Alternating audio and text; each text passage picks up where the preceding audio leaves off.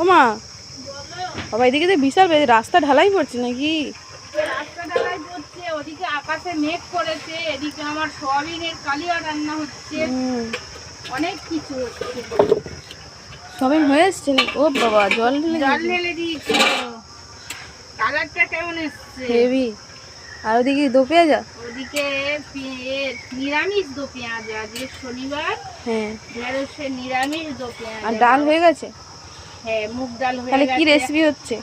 মুগ ডাল, আলু ভাজা। হুম। রানাবাবু পোস্ত ভালোবাসে না বলে শুধু আলু ভাজা করেছি। আর ঢেঁড়সের দো পেঁয়াজা, সয়াবিন, পাঁপড় ভাজা। নিরামিষ আবার কি চাই? হুম। আর তাকাও, গরম কিরম পড়েছে? প্রচুর গরম, প্রচুর গরম। দেখি রাস্তাও হয়ে যাচ্ছে।